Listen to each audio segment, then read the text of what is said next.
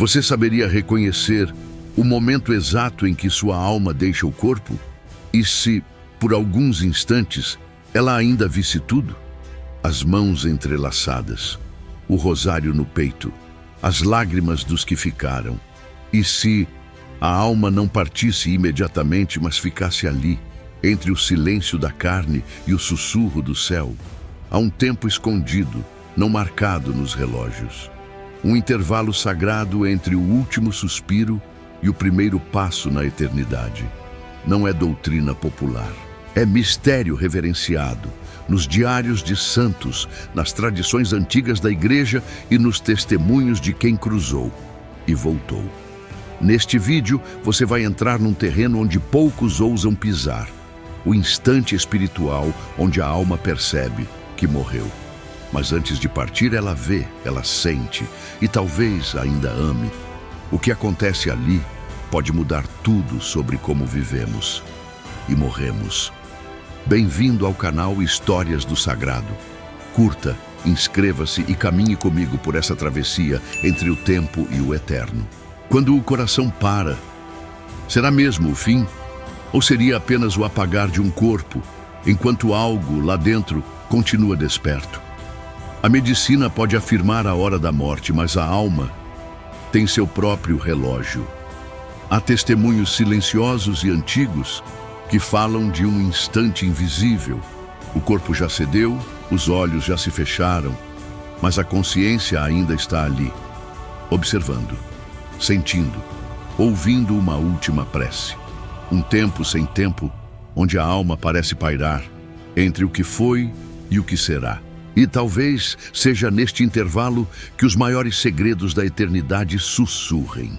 Nessa hora, o mundo físico já não responde. Mas a alma, liberta do peso da carne, não se perde no vazio. Pelo contrário, ela vê com uma clareza que nunca teve antes.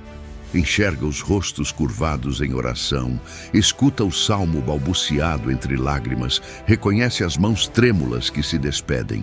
E nesse olhar final não há ilusão. Tudo o que foi amor brilha. Tudo o que foi omissão pesa. A alma reconhece. Mas ainda não partiu. Está ali, entreaberta como uma porta que respira o outro lado. Santa Faustina relatou que algumas almas, ao morrerem, permanecem por um breve período nos lugares onde mais amaram ou mais pecaram. Não como punição, mas como despedida. É como se a alma, antes de ser levada, voltasse seus olhos para aquilo que a formou. Os passos no corredor do hospital, o altar de infância, o quarto onde uma mãe orava por ela, lugares em que o invisível tocou o visível. E agora, tocados por ela, uma última vez. A tradição exicasta do Oriente fala de um limiar de silêncio, um momento místico logo após a morte em que a alma contempla. Não fala, não se move, mas contempla com o olhar puro do espírito. Os padres do deserto descreviam esse instante como uma travessia entre dois respiros, o último da carne e o primeiro da alma. Ali, os anjos esperam, os demônios espreitam e Deus observa com misericórdia silenciosa. É o tempo em que a alma escolhe confiar ou temer. E se o primeiro julgamento não for um tribunal, mas um olhar da própria alma sobre si mesma, sem as máscaras do tempo, e se ali ela perceber tudo o que foi esquecido, aquela palavra não dita, a reconciliação adiada, a oração que nunca terminou. É nesse instante que o mundo espiritual se revela com peso e perfume. O que era memória torna-se presença, o que era crença vira realidade. E a alma compreende, em silêncio, que a eternidade começou. Nem sempre essa percepção acontece com clareza. Para alguns, é paz imediata. Para outros, inquietação. Depende do que a alma carregava quando partiu. Mas uma coisa parece ser certa. A alma sente. Mesmo sem o corpo, ela sente. E por isso, as orações dos vivos, naquele exato instante, não são apenas ritos. São lanças de luz, São consolos oferecidos enquanto a alma ainda escuta, ainda espera, ainda pode ser tocada. Por isso a igreja reza, por isso acende velas, por isso canta a antífona: levem os anjos tua alma ao paraíso, porque esse instante entre o mundo e o céu existe. E ali a alma sabe. Ela sabe que morreu, mas ainda vê, ainda ama, ainda espera. Talvez o último gesto da misericórdia de Deus seja exatamente esse: permitir que a alma, antes de partir, contemple. E no silêncio desse olhar, descubra que nunca esteve sozinha. Há realidades que não cabem nos livros. Há verdades que não foram dogmatizadas, mas sobreviveram como brasas sob a cinza dos séculos. O que os santos viram não foi inventado, foi permitido. Santa Catarina de Sena, Santa Faustina, Santa Gertrudes, São João Bosco, todos, em algum momento, vislumbraram o instante em que a alma se desprende, mas ainda permanece, em visões tão intensas que a razão não poderia conter. E mesmo sem pretensão de ensinar doutrina, seus relatos se tornaram rastros do céu para aqueles que creem no invisível. Santa Gertrudes dizia ter visto almas pairando ao redor de seus entes queridos, como se quisessem tocar um último afeto antes de partir. Senhor, permite que eu o abrace mais uma vez, diziam algumas delas, e Deus, movido por uma misericórdia que desconhece pressa, concedia. Ninguém volta do além sem ser enviado, mas algumas almas, antes de serem levadas, recebem a permissão divina para demorar-se, como quem beija a fronte de um filho adormecido antes de partir para longe. Santa Faustina anotou em seu diário que o Senhor lhe mostrava com dor e ternura o estado das almas logo após a morte. Algumas, iluminadas, sorriam em paz. Outras tremiam diante da ausência de amor. E outras ainda, envoltas em névoas, pareciam aguardar uma palavra que nunca veio. Não estavam no inferno, nem no céu. Estavam naquele entre-lugar onde o tempo já não conta, mas a alma ainda conta com a intercessão. Um tempo liminar, onde as lágrimas dos vivos têm poder. Nos mosteiros antigos havia relatos de monges santos que, após a morte, pareciam continuar ali, não como fantasmas, mas como presenças de paz. Um dos irmãos ouvia salmos na madrugada, outro sentia o cheiro de incenso na cela vazia. E todos sabiam, aquela alma que tanto amou o silêncio, talvez tivesse recebido mais algumas horas entre os muros que foram seu santuário.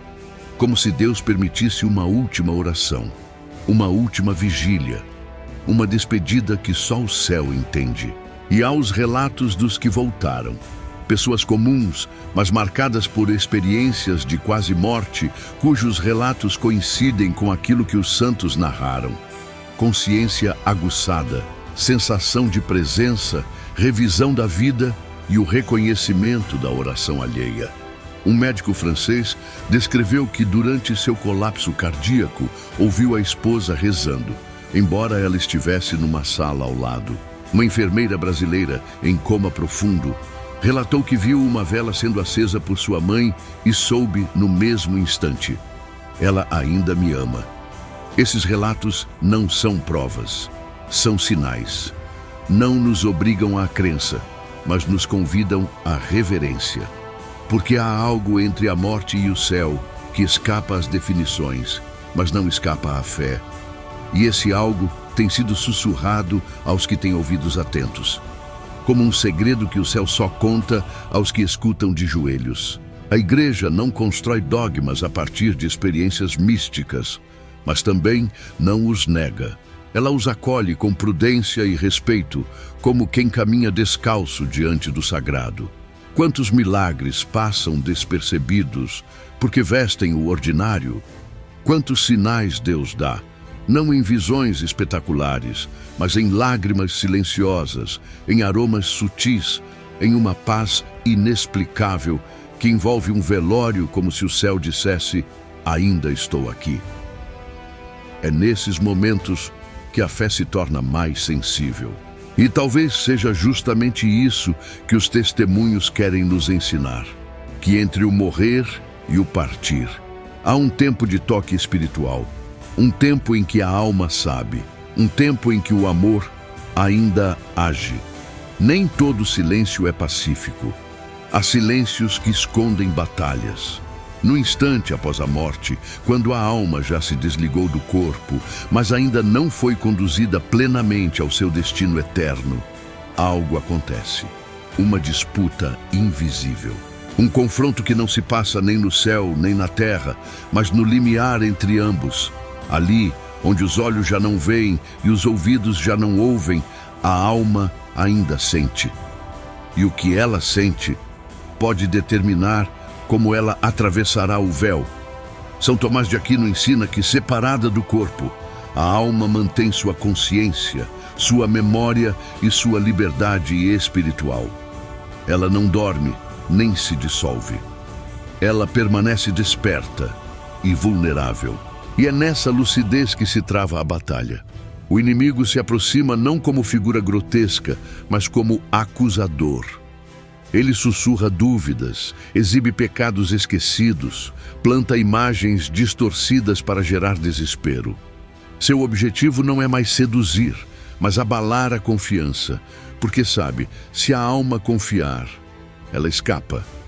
Em muitos relatos místicos, essa batalha é descrita com imagens simbólicas, sombras que cercam, vozes que gritam, figuras que acenam com promessas vazias ou cobranças cruéis. Mas também há luz, também há presenças celestes. São Miguel Arcanjo, invocado na ladainha dos santos, é descrito como aquele que se apresenta na hora da morte, não apenas como defensor, mas como juiz misericordioso. Sua espada não fere, protege. Sua presença dissipa os acusadores.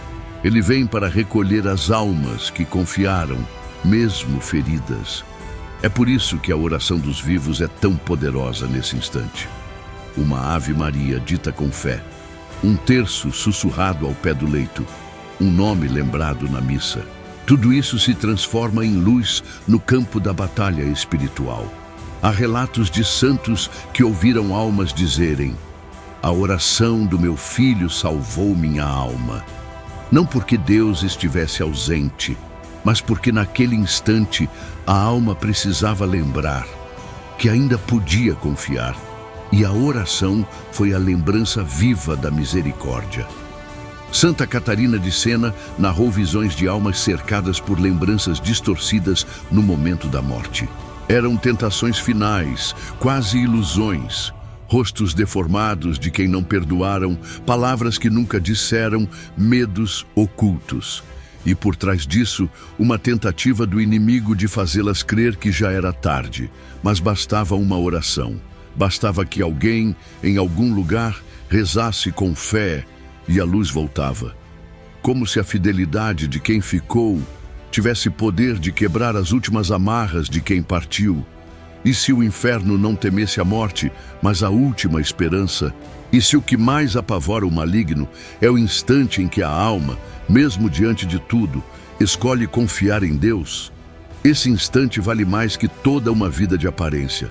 É ali que se revela o coração, o espírito, a verdade. E ali toda a alma ainda pode dizer: "Jesus, eu confio em vós." Essa súplica feita no abismo tem peso eterno e ela não precisa ser dita com palavras.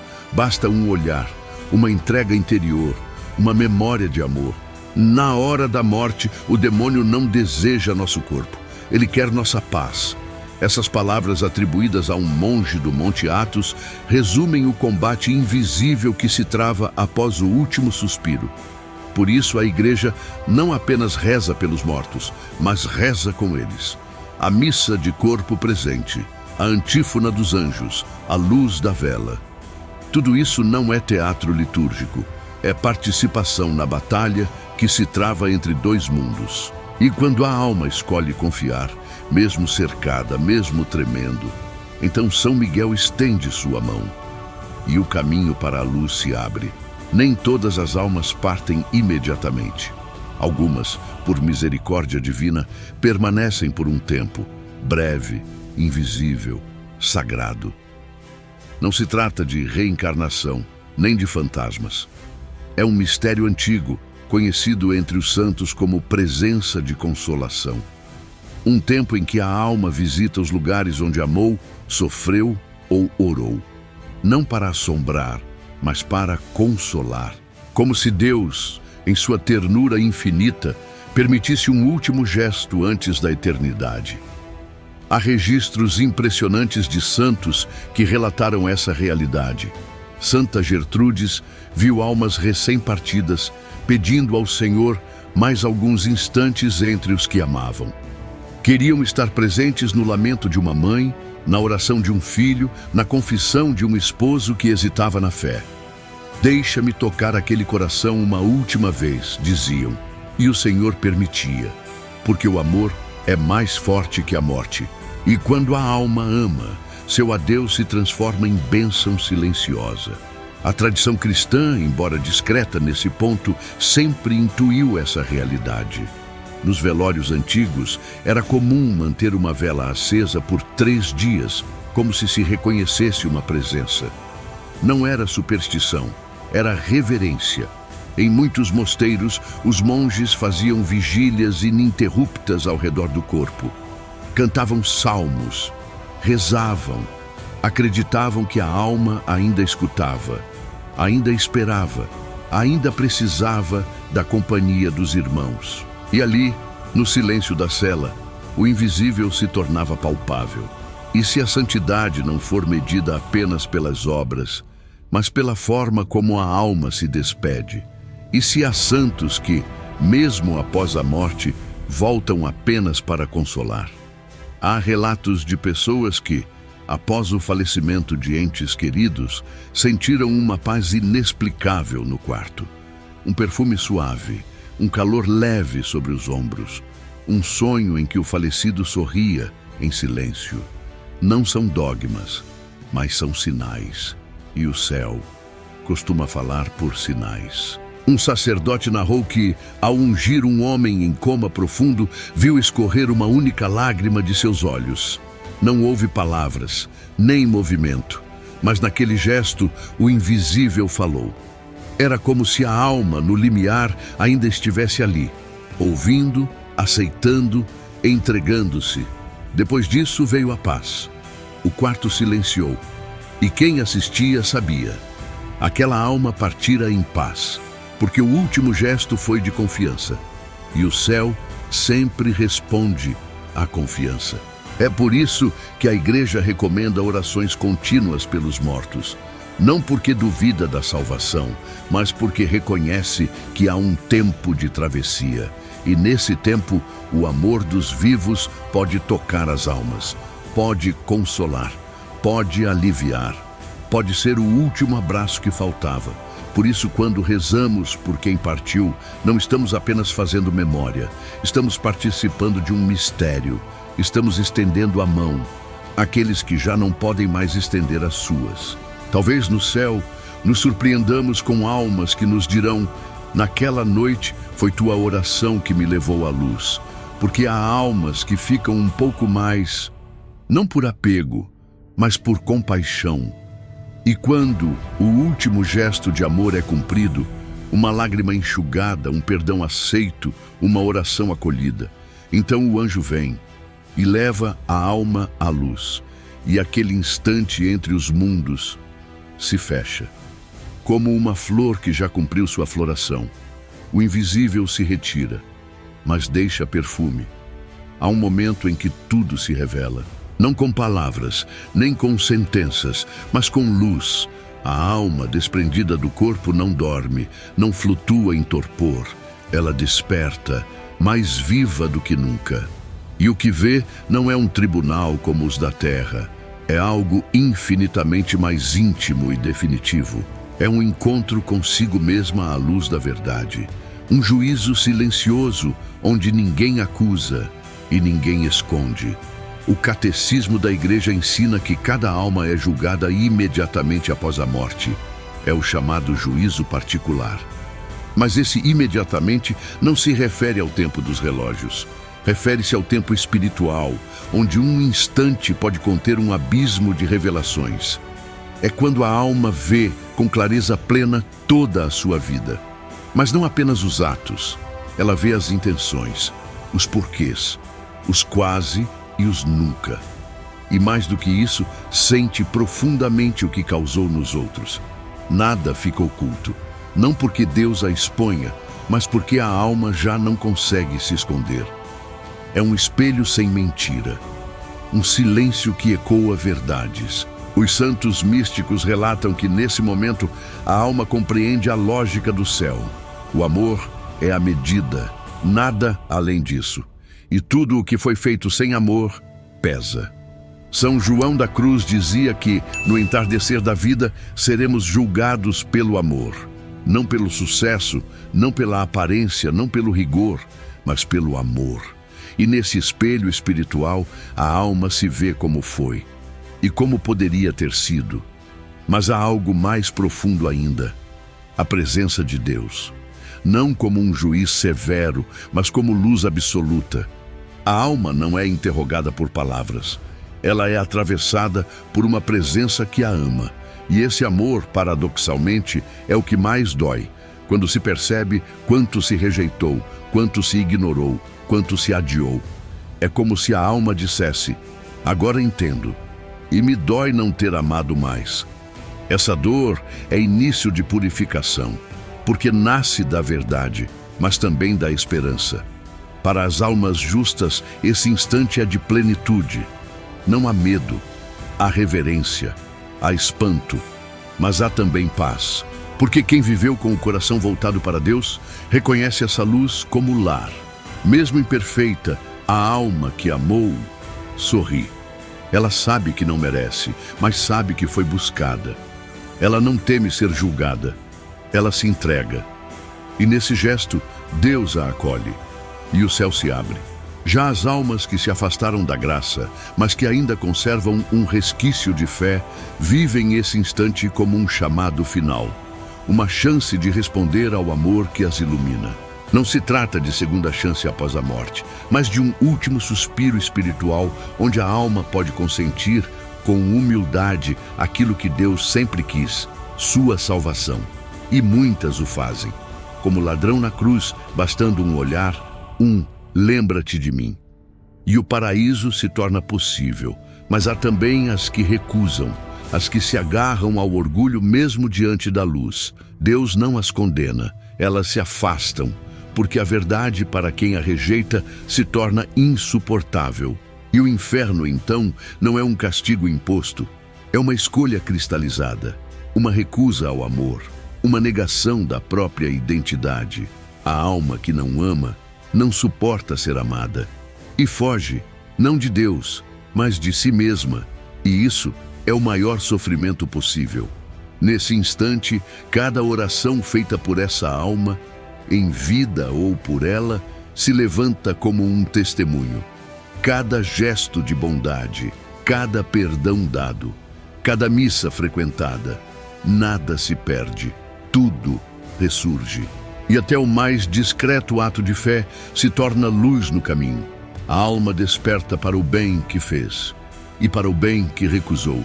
E nesse juízo silencioso, onde o amor é juiz e medida, a eternidade se aproxima, não como fardo, mas como verdade absoluta.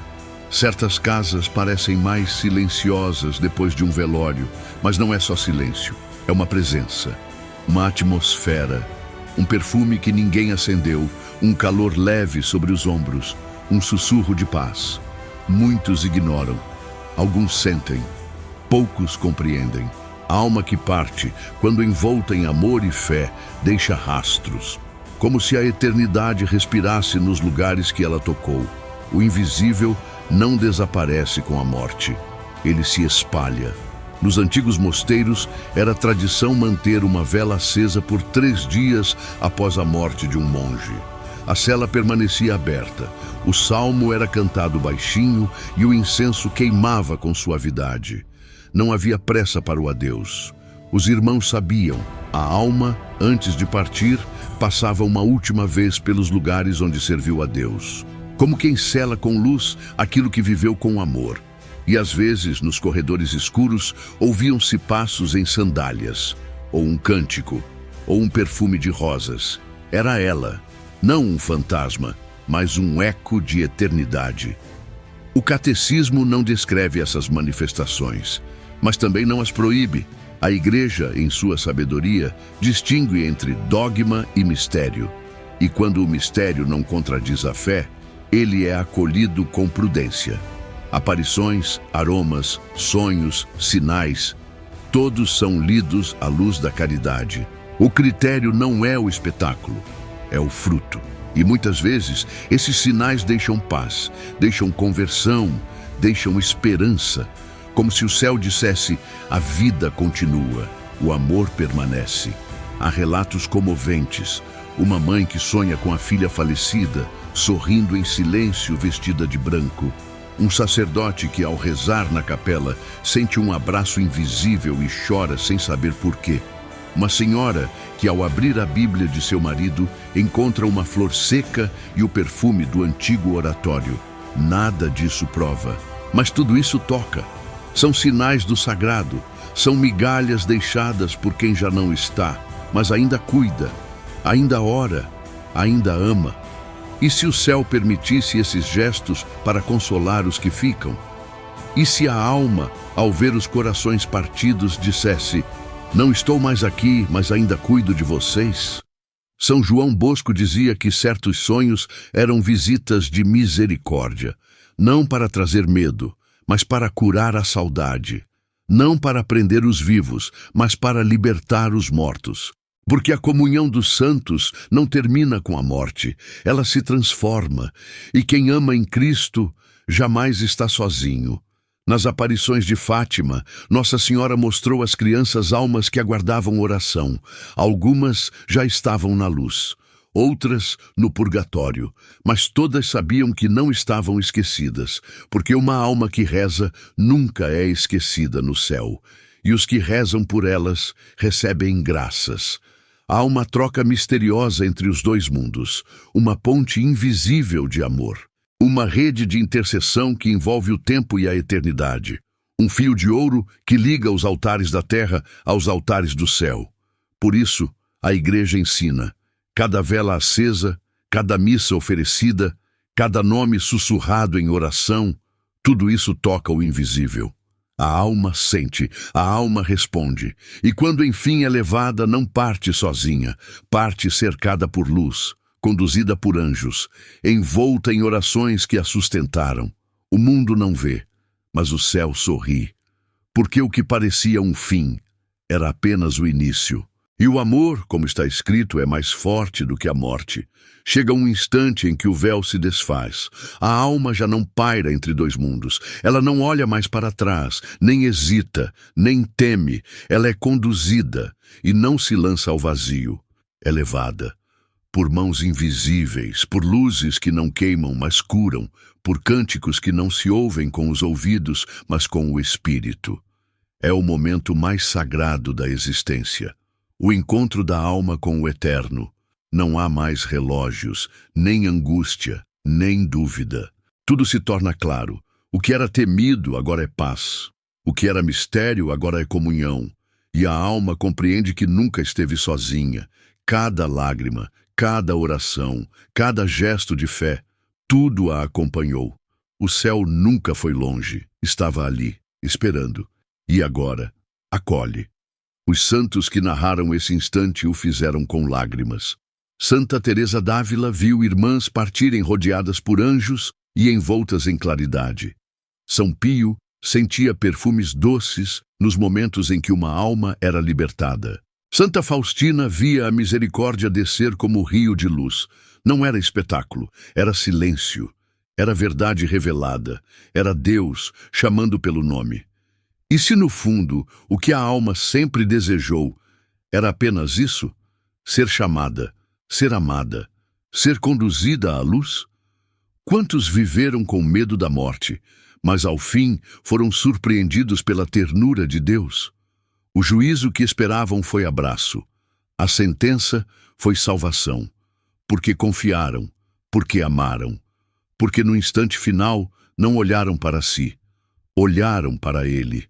Aqueles que ficaram talvez sintam uma presença leve, uma paz nova, um silêncio diferente. É a alma partindo e o céu sussurrando: ela chegou. A eternidade se abre como uma flor e o tempo deixa de existir. O que era ferida vira luz, o que era espera vira plenitude, e tudo o que foi vivido com Deus floresce eternamente. A alma que viveu com o céu nos olhos não teme a travessia. Ela sabe que não termina no último suspiro. Ela se prolonga em gestos que ficaram, em bênçãos que virão, em memórias que curam. Porque quem morre com o nome de Jesus nos lábios já começa a ressuscitar. E quem vive com o coração voltado para Deus jamais morre de verdade. Se essa mensagem tocou a sua alma, comente abaixo. O véu se abriu. Assim saberemos que você também caminha com os olhos na eternidade. Inscreva-se no canal Histórias do Sagrado e volte sempre que precisar ouvir o que o mundo esqueceu, mas o céu jamais deixou de guardar.